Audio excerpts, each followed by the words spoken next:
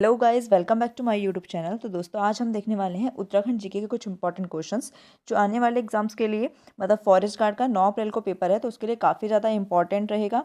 ठीक है, और कुछ ही दिन बचे हुए हैं पेपर के, तो आपको अपनी प्रिपरेशन जो है काफ़ी अच्छे ढंग से करनी है।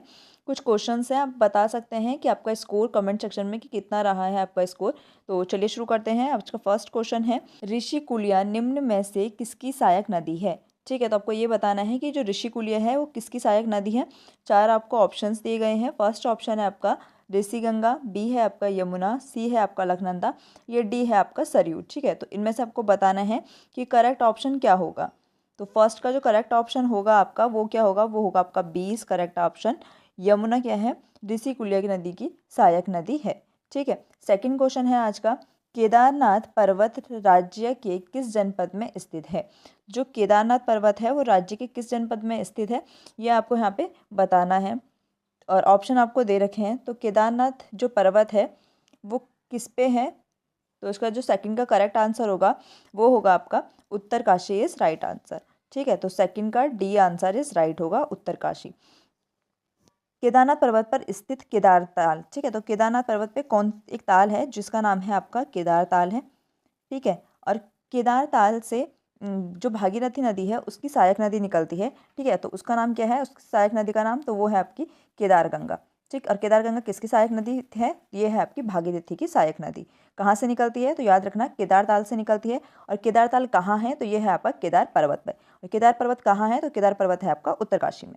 ठीक, तो ये सारे इंपॉर्टेंट फैक्ट आपको याद रख करके चलने हैं।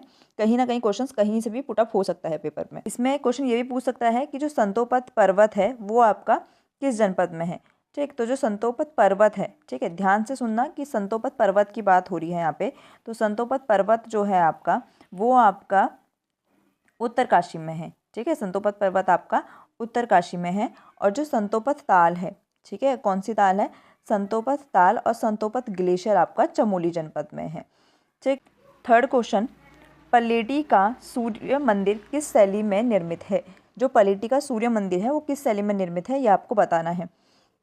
तो जो थर्ड का सही आंसर होगा वो होगा आपका option number A is correct. ठीक है, पाषाण शैली, कौन सी शैली में बना है? पाषाण शैली में निर्मित है आपका पलेटी का सूर्य मंदिर।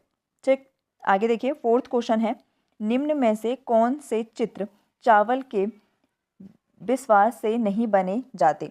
चावल का विश्वास मतलब होता है चावल के आटे से नहीं बनाए जाते। ठीक, तो कौन से चित्र हैं आपके? ऑप्शन आपके सामने दे रखे हैं। ठीक, तो बताना है आपको कि कौन सा करेक्ट आंसर होगा। तो जो आपका ए वाला है थाप, ठीक है, और सी है आपका नाथ, और डी है आपका एपण। तो ये जो तीनों हैं ये आपके चावल के आटे से बनाए जाने वाले चित्र हैं। ठीक, पर जो बी है आपका पोथी। ठीक है, तो पोथी क्या है आपका? पंडित जी द्वारा जन्म कुंडली में बनाए गए जो चित्र होते हैं, जो पेन से बनाए जाते हैं जो चित्र, उसको बोलते हैं पोथी। ठीक है, क्या बोलते हैं? पोथी। तो जिसका करेक्ट आंसर होगा वो क्या होगा? फोर्थ का करेक्ट आंसर होगा बी इज पोथी। ठीक, आगे चलिए, आगे है इसका फिफ्थ क्वेश्चन, निम्न में से कौन सा आभूषण कान में नहीं पहना जाता? ऑप्शन आपको दे रखे हैं, इसमें से बताना है कि कौन सा जो आभूषण है वो हम कान में नहीं पहनते हैं। ठीक, तो फिफ्थ का जो करेक्ट आंसर होगा वो क्या होगा? जो इमरती है वो हम कान में नहीं पहनते हैं। ठीक, इमरती कहाँ पे पहनी जाती है? तो ये पहनी जाती है आपके पैर में। ठीक है, पैर में पहनी जाती है। और पैर में कौन कौन से आभूषण पहने जाते हैं? तो वो पहने जाते हैं कंडवा। ठीक है, ये ध्यान रखना, क्वेश्चन आ सकता है पेपर में। कंडवा पहना जाता है। ठीक है, सुधमन पहना जाता है। ठीक है, कंडवा, सुधमन, इमरती, ये किस में पहने जाते हैं? तो ये आपके पैरों में पहने जाते हैं। ठीक, बाकी के 2 आभूषण आपके मछली और जल पंच, ये कहाँ पे पहने जाते हैं? ये आपके कान में पहने जाते हैं। ठीक, तो इसका जो करेक्ट आंसर होगा वो होगा बी इज करेक्ट आंसर। 6 का बी होगा करेक्ट आंसर, सॉरी, फिफ्थ का बी होगा करेक्ट आंसर। ठीक है, फिफ्थ का बी। आगे चलिए, 6 क्वेश्चन है, निम्न में से चर्म वाद्य यंत्र नहीं है। ठीक, तो कौन सा इसमें से चर्म वाद्य यंत्र नहीं है, ये आपको बताना है। तो चर्म वाद्य यंत्र कौन सा नहीं है? तो 6 का जो करेक्ट आंसर होगा वो होगा आपके पास बी इज करेक्ट आंसर। ठीक है, जो केसरी है ये आपका चर्म वाद्य यंत्र नहीं है।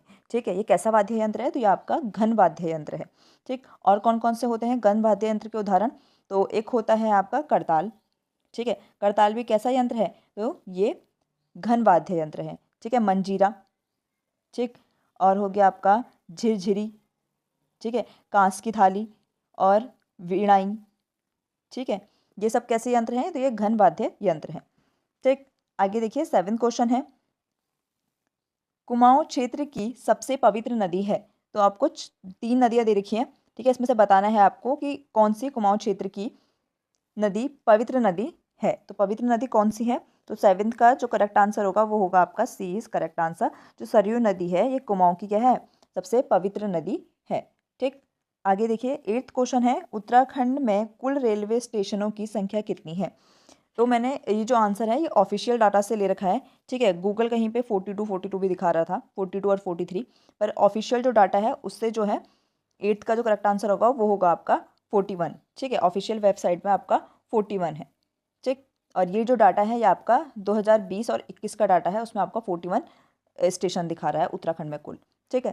तो उसका जो करेक्ट आंसर होगा वो होगा आपका A is correct answer, 41 railway station है उत्तराखंड में, ठीक है। आगे देखिए, आगे है आपका 9th क्वेश्चन, निम्न में से राज्य का तीसरा सर्वाधिक क्षेत्रफल वाला जनपद, ठीक है। तो कई बार ये क्वेश्चन पूछा जा चुका है, तो कौन सा सबसे सर्वाधिक क्षेत्र वाला जनपद है? तो पहले नंबर पे क्या है आपका? पहले नंबर पे आपका हो गया चमोली, ठीक है। दूसरे नंबर पे हो गया आपका उत्तरकाशी। तीसरे नंबर पे क्या है भाई? तीसरे नंबर पे है आपका पिथौरागढ़, ठीक है। और चौथे नंबर पे क्या है? चौथे नंबर पे आपका है पौड़ी, ठीक है। तो अब मैंने आंसर बता ही दिया है, तो कौन सा होगा इसमें करेक्ट आंसर?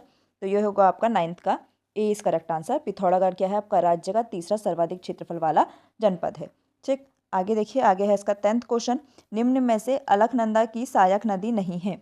तो निम्न में से अलकनंदा की सहायक नदी कौन सी नहीं है, ये आपको यहाँ पे बताना है। तो 10th का जो करेक्ट आंसर होगा वो क्या होगा? रूपगंगा अलकनंदा की सहायक नदी नहीं है, ठीक। रूपगंगा किसकी सहायक नदी है?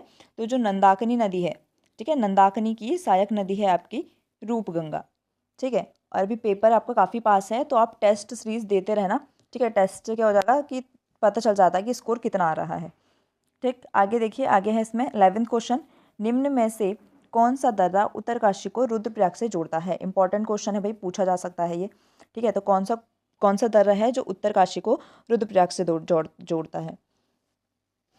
तो उसका जो करेक्ट आंसर होगा वो होगा आपका सी इज करेक्ट आंसर। मयाली क्या है?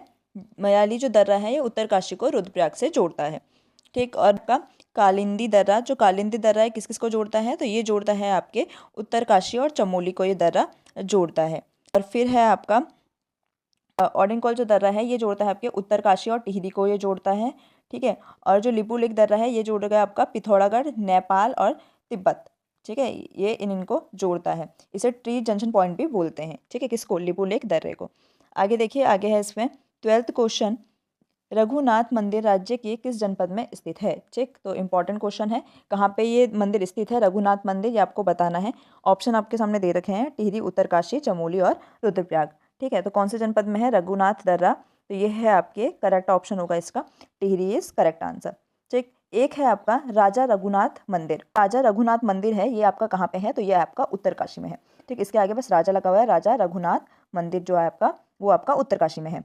हाँ, एक बात और ध्यान रखना, अगर ऑप्शन में टिहरी नहीं दे रखा होगा, ठीक है, सिर्फ उत्तरकाशी, चमोली, रुद्रप्रयाग या कोई दूसरा ऑप्शन जो रघुनाथ मंदिर है ये आपका उत्तरकाशी में भी है, ठीक है। तो अगर टिहरी नहीं दिया रहेगा तो आप उत्तरकाशी टिक कर सकते हैं, पर अगर टिहरी दिया रहेगा तो जो प्रसिद्ध मंदिर है रघुनाथ का मंदिर वो आपका टिहरी जनपद में ही है, ठीक है। और जो राजा रघुनाथ मंदिर है ये आपका उत्तरकाशी में है, ठीक है। तो आगे चलिए, आगे है इसका 13 क्वेश्चन, देवप्रयाग स्थित हिमालयन नक्षत्र वेधशाला की स्थापना किस वर्ष में की गई? ठीक है, ये भी इंपॉर्टेंट क्वेश्चन है, कहाँ पे की गई थी नक्षत्र वेधशाला की स्थापना? तो ये की गई थी आपके 13 का जो करेक्ट ऑप्शन होगा वो होगा आपका ए इज करेक्ट ऑप्शन, ठीक है, 1946 में, ठीक है, 1946 में हिमालयन नक्षत्र वेधशाला की स्थापना की गई थी, ठीक। और किसने की थी? तो ये की थी चक्रधर जोशी जी ने, ठीक है, किसने की थी? चक्रधर जोशी जी ने ये की थी इसकी स्थापना। आगे देखिए, आगे है इसका 14 क्वेश्चन, डोबरा चाटी पुल की लंबाई कितनी है ये आपको बताना है। तो उसका जो करेक्ट ऑप्शन होगा ये होगा आपका सी इज करेक्ट ऑप्शन, 1725 मीटर इसकी क्या है? लंबाई है, किसकी? डोबरा चाटी पुल की। और ये सिंगल लाइन वाला सबसे लंबा पुल भी है उत्तराखंड का, ठीक है। आगे देखिए 15 क्वेश्चन है, 15 क्वेश्चन जो कि आज का लास्ट क्वेश्चन है, और आप स्कोर बता सकते हैं कि आपका कितना स्कोर आ रहा है, कमेंट सेक्शन में आप कमेंट कर सकते हैं। तो 15 क्वेश्चन देखते हैं, केंद्रीय भवन अनुसंधान संस्थान की स्थापना किस वर्ष की गई?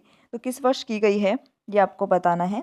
तो उसका जो करेक्ट ऑप्शन होगा 15 का वो होगा आपका 1947 में केंद्रीय भवन अनुसंधान संस्थान की स्थापना की गई, ठीक है। तो इस टाइम 1947 में क्या हुआ था, इसकी स्थापना हुई थी, कहाँ पे हुई थी, तो रुड़की में है ये, ठीक है। कहाँ है ये, तो ये है आपका रुड़की में।